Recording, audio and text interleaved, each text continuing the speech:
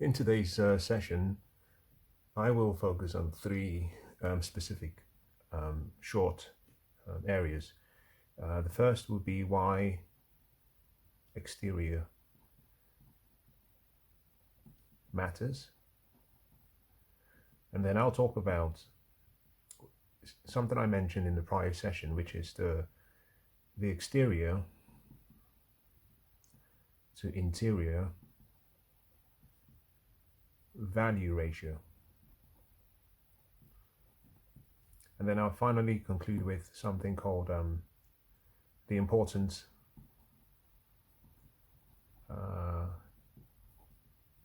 of the street. And this will all come together and tie together, especially as we look forward, but it would also tie into what we discussed in the prior sessions when I talked about what to look out for in a building. Now let me begin with the first, which is why the exterior matters.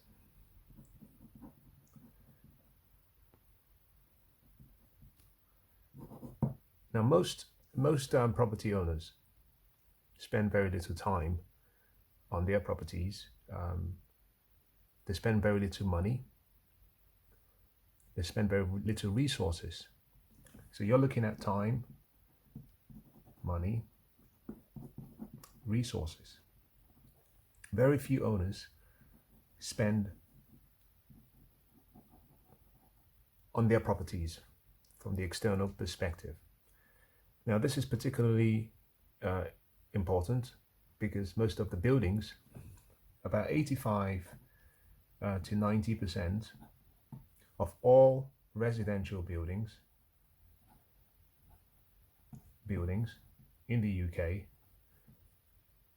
are existing. And by existing, I'm referring to period buildings plus post-war, pre-war, post-war buildings. Between 10% and 15% are modern buildings. Modern buildings are buildings created and constructed after the Second World War. And they also consist of buildings that are built since the 1960s to new modern architectural standards. But between 85 and 90% of buildings in the UK are in the residential sector are existing. 10 to 15% of what we call new or modern buildings. The same ratio applies to commercial buildings, although that number has dropped drastically since I think 2005, 2006, where in areas such as London, you've seen the construction of several high-rise office tower blocks. And because these are high-rise buildings, you can get more floor area in the same land space compared to a traditional existing period building. So a commercial period building could go as far as maybe 5 floors or maybe 4 floors over a land area of say 400 square meters, whereas new modern buildings, because of planning approvals, today we can see buildings that are between 20 and 30 stories in London, occupying the same 400 square meter area, but you can get more floor space. So here you have 4 floors, here you have 30 floors. And for that reason, in the commercial space, what we've found is that prior to 2005, this number was also about 80 to 90% existing buildings compared to new. But today, that number has dropped down to something in the region of about 70 to 71%, especially in London. In other parts of the UK, certainly, it's much the higher number applies. Now, the point of this is to say, now, if buildings are existing, a building deteriorates over time, and if the owners spend very little on the properties, then it means that at the point of sale, the owner is expecting to find someone who will pay the highest price for the property, and the person also accepts all of the deferred, they accept all of the deferred maintenance liabilities. So for example, let's say over a 20-year period, the owner has spent nothing. Let's also assume that the owner was supposed to have been spending between 1% and 2% of the property's value on the property. So for a property, this is a residential property that is £500,000, just for a flat, a two-bedroom flat. 1% of this would mean that they should have been spending £5,000 annually. 2% means that they should have been spending between £5,000 and £10,000 on purely what we call depreciation and repairs, capital improvement. That's the minimum they should have been spending. But over a 20-year period, if you multiply the lower end and you multiply the upper end, 5k and 20k, suddenly you come up to roughly 100,000 to 200,000. That is what should have been spent on the property over a 20-year period. If the building has had and has received no repairs, no leasehold repairs, no freehold repairs, then there's a high possibility that when you buy the property, you're buying the property with all of the deferred maintenance that should have taken place. So just bear that in mind. Certainly, although we refer here to 100,000 to 200,000 pounds, one thing to keep in mind is that if you maintain the property regularly, so if on the first year you spend £5,000, on the second year you should not need to spend £5,000. This 1% is to give you a guide. But if the property is maintained regularly, what you might find is that over that 20-year period, maybe the actual cost to the owner may have been maybe 25,000 if they had been paying into maybe a sinking fund, a reserve fund, and if they were making sure that there were regular maintenance carried out on the property. Now keep that in mind. The reason I've explained all of that is to say, when you carry out an inspection on a property, a detailed inspection of the exterior part of the building is very, very crucial. It's crucial because what you're trying to do is estimate the capital that should have been invested in the past, but was not. And you're trying to understand the cost of carrying out all of those works once you become the new owner. So if someone has owned the property for 20 years but has spent nothing, they're hoping to sell the property here for the fair market value. But also they're hoping that you pick up all of this deferred costs, which will come due at the moment where you become the owner. Once you sign on the document, all of the deferred costs become your responsibility, because you get the asset as part of the purchase, but you also gain all of the liabilities and all of the risks. And any deferred costs is yours to own. Now, I hope what you can see is that the process of inspecting a property, especially the exterior, should be one that is not casually carried out. Once you've identified, if you're able to, once you've identified the costs for such works, the idea is that what you should do is that you should negotiate with the seller so that they cover those deferred costs. And you want those costs itemized presented and agreed before the sale is completed. Now, this is particularly important for buildings that do not have a reserve fund.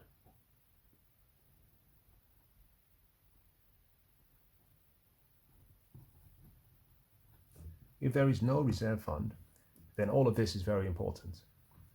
But buildings with a reserve fund, I'll talk about how you can manage that in the latter sessions. Again, you want to make sure that the cost for carrying out any deferred maintenance or liabilities are discussed with the seller, and you want them to bear the cost in full or in part. Obviously, it depends on the price the property is selling for. If the property seller wants the fair market value, then you should be deducting from the fair market value the repair costs. If those costs are not already reflected in this price, forgive me, I said fair market value here, but in principle, this is fair market price. So what you should be doing is saying, well, there's about £20,000 worth of cost. The seller wants 500,000. Okay, I think the property is really worth about 408. It's really worth about 480,000, but I'll make an offer for 470,000. And hopefully we negotiate and maybe we come somewhere in the middle. Now, if you do not do this, the chances are very high that at some point in the future, when the property is under your ownership, all of those deferred costs, all of those deferred repairs will come due. And unfortunately, no one will have to pay for that except yourself.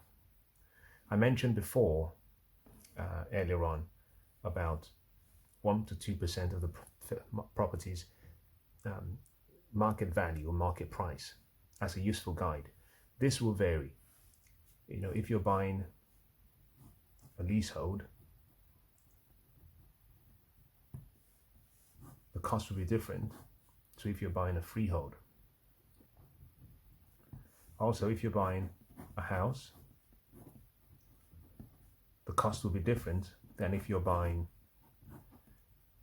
a flat in a house, or if you're buying a flat in an apartment building.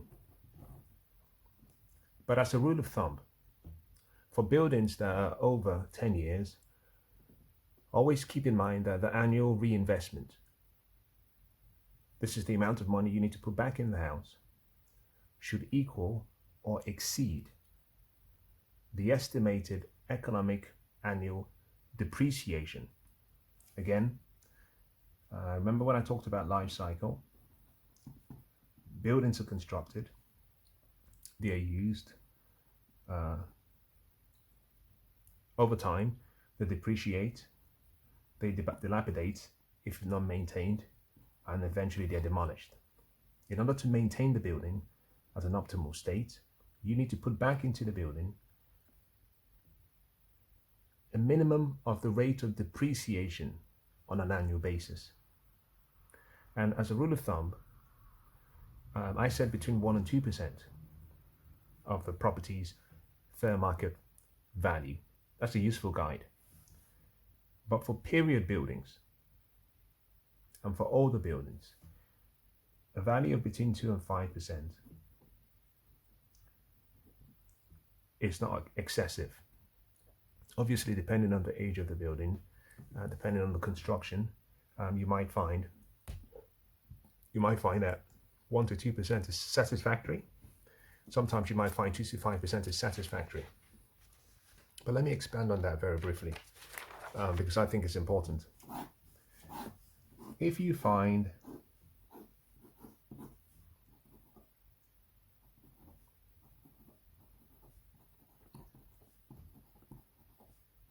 a lovely street with a number of homes, in this case, let's assume that they are terraced homes. Number 1, number 2, number 3, number 4. Let me show you why and how the allowance for depreciation would vary. depending on the building type. What you find is for these are terraced buildings. This is what we call an end of terrace. And this is also what we call an end of terrace. And these are terrace buildings. As part of the depreciation, building 1 and building 4 will have a higher annual depreciation. 1 and 4. Buildings 2 and 3 would have a lower annual depreciation. The reason for that is because between building 1 and 2, you have what we call a party wall. Between 2 and 3, you have what we call a party wall. Between 3 and 4, you have what we call a party wall. This means that you have effectively two constructions that are sandwiched next to each other.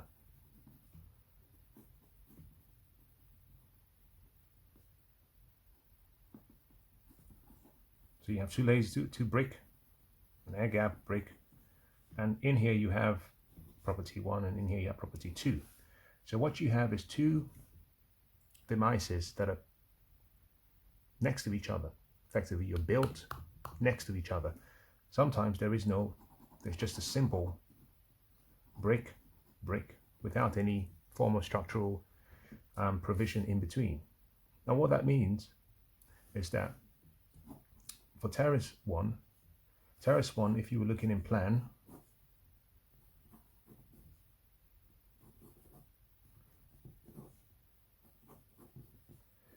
what you find is that's the rear, that's the front, that's the side. So 3 parts of the building are exposed to the elements, which means they will deteriorate at a faster pace compared to that part of the building that is protected, is not exposed to the elements. So for building 1, you have 3 external envelopes. For building 2, you have 2 external envelopes, the rear and the front. This would mean that for building 1, if you were looking at the 1 to 2% depreciation or the 2 to 5% depreciation, let's look at, in this case, 3 different scenarios. Building 1, building 2, but also let's say there's building 5 and it's a completely detached buildings. It's a detached building, which means it has 4 exposures to the element. This building, you could assume on this building a 5% annual depreciation because it's exposed to the element on all 4 sides. For building 1, because it's exposed on 3 sides, you might say a 3% depreciation. For building 2, you might say a 2% or 1% depreciation. The reason I've gone through this example is to show that it's not always set in stone. Similarly, what you have here are Victorian buildings. However, if what you had were Georgian townhouses, the level of annual depreciation is different to Victorian, it's different to Edwardian, it's different to the Jacobeans, it's different to the Elizabethan buildings, it's different to the Smith and Mary. They all vary because of their age of construction and their design or architectural sophistication or simplicity. So keep that in mind. You always want to make allowances for depreciation, and therefore in estimating the amount that needs to be considered by the seller, you need to ascertain, do your calculations yourself, and come up with the cost for whatever deferred repairs that should have been carried out but weren't. Now, once you've done this, ensure that you incorporate this into your offer price. One of the reasons for capital expenditure and reinvesting back in a building is that it ensures that the building can be kept in a state as close to its initial construction as possible. And the only way you can do that is through what we call a preventative maintenance or a management plan. And by doing that, that would extend the economic life of a building. Now, with that said, let me move to the second item on today's conversation or today's agenda, which is the exterior to interior value ratio. Now,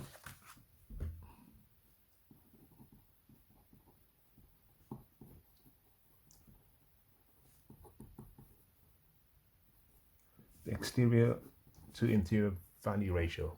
I guess the best way to begin would be to say, most property buyers, including sales agents, most inexperienced buyers, focus mainly on the interior of a building. They focus mainly on the interior of a building rather than the exterior and the grounds. Although the interior and its interior decor only account for in some cases, even when I'm being very generous, for 5 to 20%, but usually less. So this is interior. What that means is that the exterior makes up a greater share, the lion's share. So on the aggregate, every building has what we call an interior-exterior value ratio. The actual cost ratio of your building would undoubtedly depend on several factors: the building size, the design, architecture, the age, the location. But in most cases, and in all instances, the lion's share will come from the exterior. It will come from a number of things. It will come from the inherent or the exterior attributes of the property. By external attributes, I'm referring to the location, the structure, the architecture, and its beauty. The lion's share. As opposed to the interior, which deals with, interior decor or loose furnishing, what we call FF&E, F&E, fittings, fixtures, equipment, and these are usually loose, meaning, think about this, if you were to turn the house upside down, just turn the house upside down, anything that falls to the ground that is not fixed is what we call loose fittings. There will also be things that are fixed, but they do not come standard with the house. So for example, the fridge doesn't come as standard. It's something that is designed into a space. The washing machines and all the appliances are equipment. Furniture are loose. Fittings, curtains, beautiful, rugs, ornaments, paintings, all of those are fittings. Now, the reason I'm explaining this will be just to draw your attention to what's important in making sure you're not overpaying for your property. Now, in London, there are certain postal codes that command a very high premium, other than, compared to other parts of the country.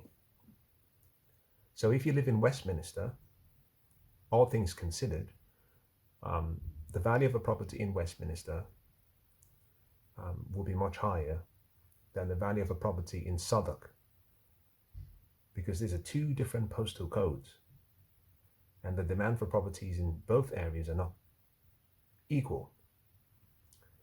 But let me go back to the interior to exterior value ratio with an example. Going back to Westminster, I'd like you to consider this. And this would be a good example to illustrate how this interior-exterior value relationship works. A 200 square meter, 2-bedroom flat in Mayfair will sell for between 6 and 10 million pounds. 2-bedroom, 200 square meter flat in Mayfair. Mayfair is located in Westminster, which is central London. It will sell for between 6 and 10, sometimes between 6 and 11. 11 is probably a better number. If you were to compare the price for a 200, compare this to a 200 square meter, 2-bedroom flat in Liverpool, Newcastle, Manchester, what you find is a huge disparity that exists. A 2-bedroom flat in the center of Liverpool would be on the market for roughly between 300 and 350,000. Same floor area, 200 square meter. In Newcastle, it would be about the same price, give or take. In Manchester, it might be slightly more. You might pay up to 400,000. However, in London, assuming the same buildings have similarities in architecture, floor area, and these are period buildings, you have a huge disparity. How come the average costs between 300 and 350, but the property in London cost about 6 to 11 million? Part of the reason for that has to do with what I was explaining about the interior to exterior ratio. But let me go a step further and explain. The London property would have an interior to exterior ratio of 10-90. 90% would be the interior. 10% will be the interior, 90% will be the exterior. What this means is if this property was 11 million, they would have spent roughly about 1.1 million on the interior, the finishes, the ironmongery, the detailing, the carpets, the furniture. You spend about £1.1 million. The rest will be inherent in the location, the structure, the architecture, and the beauty. Whereas the property in Liverpool would have an interior-exterior ratio of about 80-20. 80 would be the exterior, 10 would be the interior. What that means, at 300,000, about 60,000 would be the interior. Now this makes sense, because if you think about it, if you were buying a property that was relatively run down or dated, you would have to put a new bathroom, you would have to put a new kitchen, you have to change the floors, you have to repaint, you might have to change the ceiling, you might have to put some skirting boards, you might have to just put some new doors. Typically, for a 2-bedroom flat, all of that work that you have to do to modernize the interior of that property should not cost you more than, all things considered, should not cost you more than £40,000, 50,000 at best. With the remaining £10,000, you can buy furniture, your white goods, your chairs, dining table, and all the other furniture you need, beds, chest of drawers. So you can see why the property in Liverpool has an interior ratio of 20-80, because generally speaking, in such locations, people do not spend 1 million on the interior of a house. Certainly the location does not command such an amount. But to tie everything together, one of the reasons why you have such a high disparity has to do with a few things. I'm not going to go into detail in today's session, but let me just explain how it works in principle. For every property, you begin with the land. So the value of any property begins with what's the cost of the land? So we call it land cost. You add to the land cost the cost of constructing the property, depending on the type of property it is. Once you've added to this the cost of constructing the property, we call that the construction cost. Call it CC. Once you've constructed the property, you have to make allowances for any additional items you need to put inside the property, or any enhancement you have to provide to the property. If it has a fence, if it has a refuse bin, or if it has a garage, all of that adds to the total construction cost. So you're looking at the cost of the land, the cost of the building itself. So in estimating what the value of a property will be, you have land cost, construction cost, and then you have what we call your fittings, FFE. So what I'm saying in principle is that is the interior and that is the exterior. And this always has the lion's share. You can replace the fittings, you can't always simply replace the land. And you can't just take out the building without getting rid of the existing building. You can't build a new building without getting rid of the existing building. So most of the cost, usually you would find between 5 and 20%. And here you would find that the value of the land can go, of the exterior, could go up to 95%. Obviously depending, it varies. So keep in mind that when you're looking at the property you're looking to purchase, you have to ask yourself the question, am I paying too much for the interior, or am I getting good value? Once the completion of the property, or the sale of the property goes through, the buyer contractually gets the property. You get the property as an empty shell. What that means is that you get the property sometimes as an empty unit, except all of the fixed fittings, all of the fixed furniture, and some of the fixed equipment. But all of those be stated in the lease contract.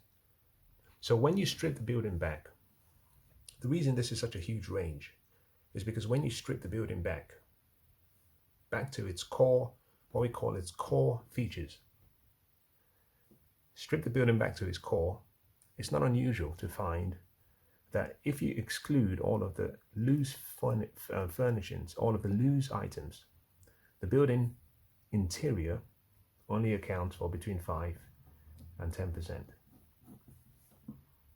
of the total purchase cost. So if you're buying a property for 500,000, what I am saying is that 25,000 to 50,000 will account for the interior and all the loose FFE, fixed furniture, fittings, equipment. So pay close attention to the building exterior. Pay close attention to the building structure. Pay close attention to the condition of the structure and the grounds. Pay close attention to the surroundings.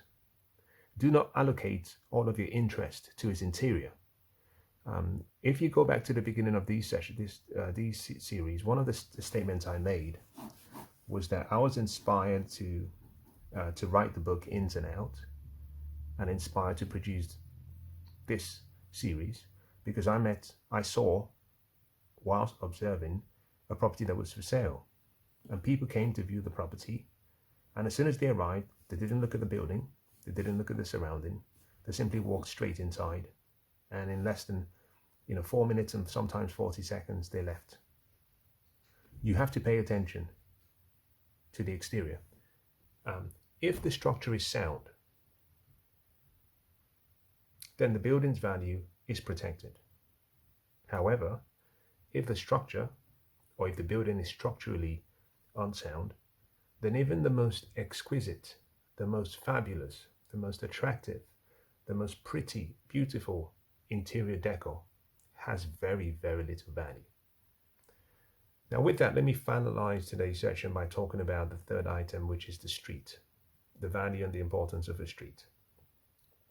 Most of us care more about the building, but it's important to recognize that people need homes. Yes, we all need homes, but we also need streets. The reason the street is very important, but it's seldom factored into the initial decision-making process. The reason the street is important is that it is usually from the street that you actually get to the house. And the street tells you the part of the community that you're about to join. So if you were to walk down a street in London, suddenly you might get a feel for whether that's the kind of place you want to live in, which is why usually when I'm viewing a place, if it's in London, very seldom do I like to arrive in a car. My preference is normally to arrive by public transportation. We have a good underground network system. Take the train and find your way to the property. Don't use a car, because you can drive to a car with the car, and the car has a way of dulling all of your senses, and it robs you of the importance of recognizing and appreciating the local community. Whereas if you walk, you have to walk through and you have to walk past adjacent neighborhoods and community areas, and so you get a sense for what the local people are like, demographics, the pollution level, the cleanliness level, the type of people, and therefore that gives you an indication as to whether the property is something that is for you, whether it's something you're buying for your personal use, or whether it's something you're buying for rental. In certain locations in London, you find that we have high-rise modern buildings, and I don't particularly like modern high-rise buildings for the simple reason that you lose your sense of community in such buildings compared to individual period buildings. And the reason for that is, you live on an apartment, 405, on, the 20th floor, but you don't know your neighbors. You come out from your house, you're walking straight to the lift. So you see people in the lift, you say hello. You come downstairs, and as soon as you come downstairs, you exit, because such buildings are positioned in such a way that there is no communal interaction, although they might have a lounge, but there isn't much of a communal interaction. So most new buildings, most high-rise buildings, tend to lose their sense of community because the neighbors seldom get to know each other. So more attention should be paid if you're looking to buy a property in a high-rise or new building. Just pay attention to not just the flat you're looking to buy, but how the interaction of your flat and the other flats would work, and how the interaction of the people. Now, going back to the whole issue of the street, when you carry out your inspection, pay more attention to the street on which the building is situated. And for example, what I usually do is if I carry out an inspection, I would try to make sure I walk down the entire street, and I'll do that a few times. So I get a sense of the energy on the street, how safe I feel.